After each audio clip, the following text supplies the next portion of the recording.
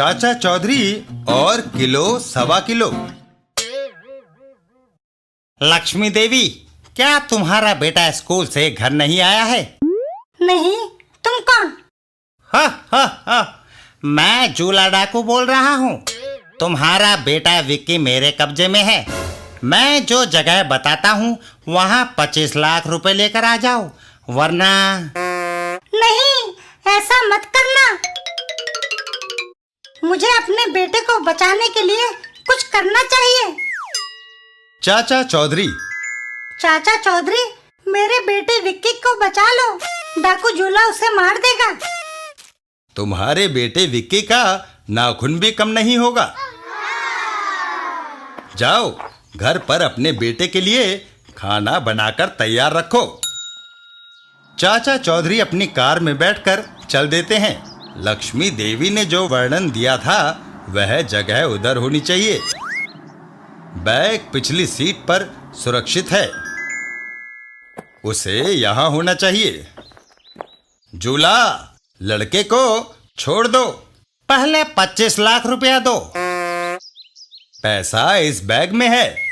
मैंने तुम्हें ये दे दिया तो क्या गारंटी है कि तुम विक्की को आजाद करोगे?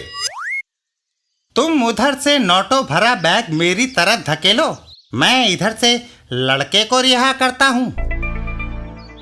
मंजूर है। चाचा चौधरी बैग को धकेल देते हैं और विक्की भी उनकी तरफ दौड़ता हुआ आता है।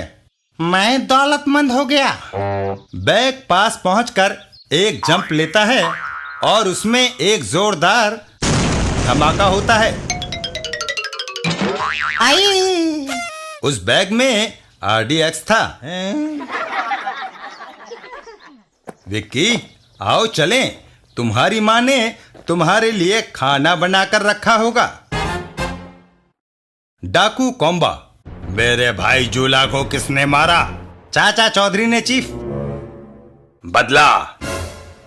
चीफ कॉम्बा, चाचा चौधरी को गोलियों से भूनने की पहले सारी कोशिशें नाकाम रही है। फिर उसे धोखे से मारना होगा। मैं दुश्मन को पहाड़ के नीचे लाऊंगा, तुम ऊपर से पत्थर धकेल देना, दुश्मन दबकर मर जाएगा। आओ चला जाए। जंग और धोखाधड़ी में घात लगाकर मारना सब जायज है। चाचा चौधरी, क्यों ना तुम्हारा एक फोटो लिया जाए? शौक से। यह साइट अच्छी नहीं, उस पहाड़ के पास दृश्य अच्छा रहेगा। पहाड़ के पास स्माइल, उधर पहाड़ी के ऊपर। यही मौका है। और डाकू कॉम्बा पत्थर को धकेल देता है। कहाँ चल दिए? मैं दूर से शॉट लूंगा। तभी साबू पत्थर को देख लेता है। ओह, पत्थर! साबू पत्थर को रोक लेता है। मैं इसे थामने में कामयाब हुआ।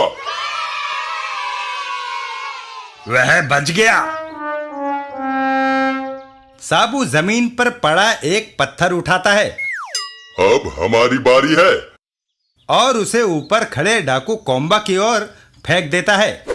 पत्थर जाकर सीधा कॉम्बा के सिर से टकराता है और वह पहाड़ी से नीचे गिर जाता है।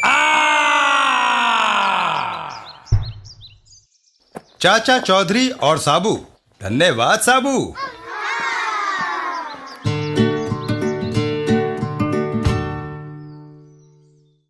चाचा चौधरी और कीमती हार। एक दिन रास्ते में उस महिला ने कितना कीमती हार पहन रखा है, उसकी कीमत जरूर 10,000 से ऊपर होगी। और वह बदमाश महिला को छुरा दिखा देता है। जरा भी बोली तो यह छुरा घोंप दूंगा। लाओ इधर ये हार। वह बदमाश महिला का हार छीनकर भाग खड़ा होता है। बचाओ, बचाओ, वह बदमाश मेरा सोने का हार छीनकर भाग गया। पुलिस इंस्पेक्टर, फिक्र मत करो, मैं अभी उस बदमाश को पकड़ कर लाता हूँ। इतना कहकर वह बदमाश के पीछे दौड़ जाता है। अरे बाप रे, पुलिस। अरे आज दशहरा है, तभी तो कारीगर रावण का सिर यहाँ छोड़कर खाना खाने चले गए हैं। शायद वह 1 घंटे बाद आकर इसे रावण के धड़ के साथ लगाएंगे। तब तक मैं क्यों ना इसके नीचे छुप जाऊं। जब वह हवलदार चला जाएगा मैं बाहर आ जाऊंगा। इधर पुलिसमैन। अरे वह बदमाश एकाएक कहां गायब हो गया। वहीं से थोड़ी दूरी पर चाचा चौधरी। बच्चों पीछे हट जाओ, अब मैं रॉकेट को आग लगाने जा रहा हूं। आग लगाते ही रॉकेट हवा में उड़ जाता है और सीधा जाकर रावण के सिर पर गिरता है।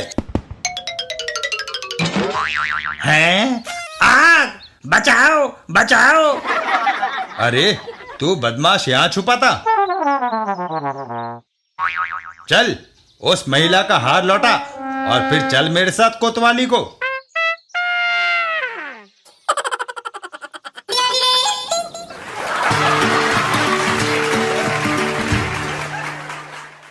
चाचा चौधरी और खुशबूदार फूल। एक दिन एक जगह पर। रबाक, क्या ये फूल मुगल गार्डन से लाए हो जो इस तरह पकड़े हुए हो? खामोश, यह एक कीमती फूल है, इससे लाखों रुपए कमाए जा सकते हैं। फूल से कमाई? क्या गुलकंद बनाने का धंधा शुरू करने का इरादा है? नहीं, यह मामूली कागज का फूल है, लेकिन इससे कमाई कैसी होती है यह तुम अभी देखना। यह छिड़की मैंने इस पर बेहोशी की दवा। वाह, क्या खुशबूदार फूल है। सेठ जी, जरा इसे सूंघ कर देखिए। मुझे सूंघने की फुर्सत नहीं है, मैं बैंक में पैसे जमा कराने जा रहा हूँ। क्या जमाना आ गया है, लोग पैसों के चक्कर में कुदरत की देन को भूल गए हैं, जिसके लिए कोई दाम नहीं लगते। अच्छा बाबा, लाओ, तुम कहते हो तो सूंघ लेता हूँ। सेठ फूल को सूंघता है। वाह, लाजवाब सुगंध है और वहां से चल देता है। अब मैं चलता हूँ, बैंक बंद होने से पहले मुझे पैसा जमा करना है। तभी ओह, मेरा सिर! और सेठ बेहोश होकर गिर पड़ता है। खामोश, सेठ बेहोश हो गया, इसका बैग संभालो। वाह, नोटों से भरा है। सचमुच रबाक, तुम्हारा फूल बहुत कीमती है, इससे हम अमीर बन जाएंगे। चाचा चौधरी। एक और आसामी आ रही है। मैंने फिर फूल पर बेहोश होने की दवा डाल दी है, अब यह दोबारा अपना असर दिखाएगी। अबे बच गए। साहब, यह फूल मुगल गार्डन से लाया हूँ, सूंघकर जरा इसकी खुशबू का आनंद लीजिए। मैं इसकी जरूरत नहीं समझता। आजी साहब, जरा सूंघिए तो। चाचा चौधरी फूल लेकर सूंघते हैं और आगे चल देते हैं। अरे, उसने फूल सूंघा और वह बेहोश नहीं हुआ। कहीं तुम्हारी दवा बेअसर तो नहीं हो गई? सूंघ कर देखता हूँ। और फूल सूंघते ही रबाक जमीन पर ढेर हो जाता है। रबाक बेहोश होकर गिर पड़ा और उस लाल पगड़ी वाले को कुछ भी नहीं हुआ। वह चाचा चौधरी के पीछे दौड़ता है। यह आदमी तो किसी दूसरी दुनिया का अजूबा मालूम होता है। अरे भाई, रुकना! तुमने ये नहीं बताया कि उस फूल की सुगंध कैसी थी। अरे भाई, कुछ सूंघा ही नहीं गया। मेरी नाक बंद है, मुझे जुकाम है, डॉक्टर से दवाई लेने जा रहा हूं। पानी डालो इसके मुंह में, शायद इससे रबाक होश में आ जाए। रबाक होश में आता है। ओहो, उस दवाई ने मेरे दिमाग को झंझोड़ कर रख दिया। तुम्हारे इस फूल ने हमें डैम फूल बना दिया। उसकी नाक बंद थी, वह डॉक्टर के पास जा रहा था। एक प्लान फेल हो गया तो क्या हुआ, अब मैं दूसरे तरीके से लोगों को लूटूंगा। कैसे? आओ मेरे साथ। और वह एक तरफ चल देते हैं। अरे, तुम यह पार्क में पानी देने का पाइप क्यों ले आए? मेरे षड्यंत्र में हमेशा मामूली चीजें होती हैं। इन वस्तुओं पर आम आदमी शक नहीं करता। देखो, वह आया एक और आसामी।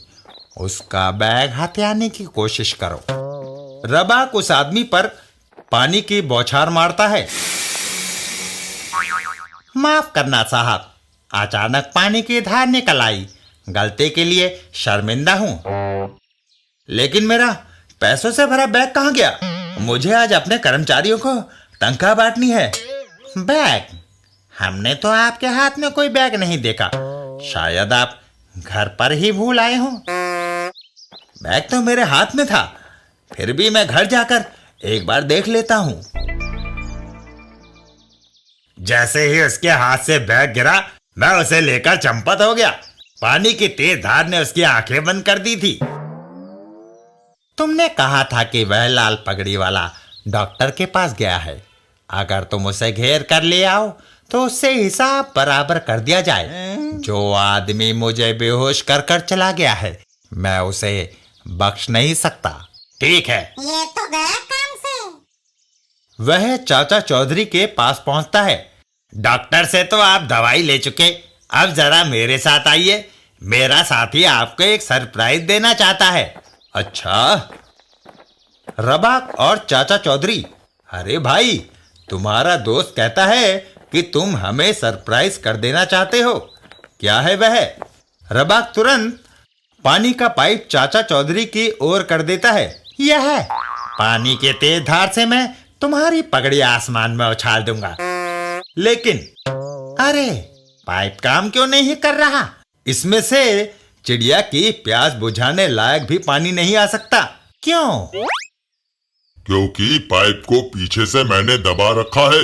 पानी की एक बूंद भी आगे नहीं जा सकती।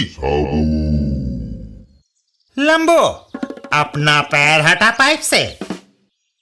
साबू अपना पैर हटा लेता है। हाँ हाँ, जरूर। और पानी की तेज बौछार रबाक के मुंह पर आ पड़ती है। ओह! वाह, कितना बढ़िया सरप्राइज है ये।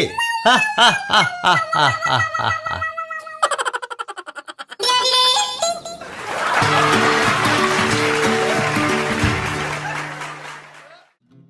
चाचा चौधरी और लंबी किक। एक दिन चाचा चौधरी और साबू। चाचा जी, फुटबॉल का खेल हो जाए। साबू, मगर हमारे पास गोल के नेट है नहीं, कैसे खेलेंगे? अगर आप बॉल को किक मार कर डगडग के अंदर पहुंचा दें तो समझो गोल। अगर मैं बॉल को उस दरवाजे में डाल दूं तो गोल आप पर। तभी चाची बाहर आती है। भाग्यवान, कहाँ चल दी? बाजार से सब्जी और चावल लेने। तुम दोनों को तो खेल कूद से फुर्सत हो तो घर की फिक्र करो। चाची! इधर गारा और चारा, दो चोर। गारा भाई, आजकल मंदा है, ऊपर से महंगाई ऐसे बढ़ रही है जैसे आंधी। चारा, तुम ठीक कहते हो। क्यों ना हम चाचा चौधरी के घर में सेन लगाएं? क्यों पिटने की सोच रहा है? वह दोनों घर के सामने खेल रहे हैं। चाचा जी, मैं गोल ठोकने जा रहा हूँ। साबू, तुम चूक गए।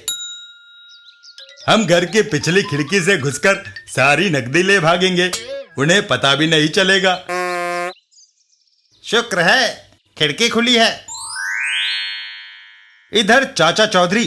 साबू, अब तुम संभालो। घर के अंदर जाकर सारे रुपए और जेवर समेट लाऊंगा। अरे मत ले पंगा। साबू की एक जबरदस्त किक और बॉल सनसनाती हुई घर के दरवाजे के अंदर जाती है। दूसरी तरफ खिड़की से अंदर घुसता हुआ चोर। चारा, पहले तुम अंदर जाओ, पीछे से मैं आऊंगा। अबे बच गए। हवा में उड़ती हुई बॉल सीधा आकर गारा से टकराती है। ओहो!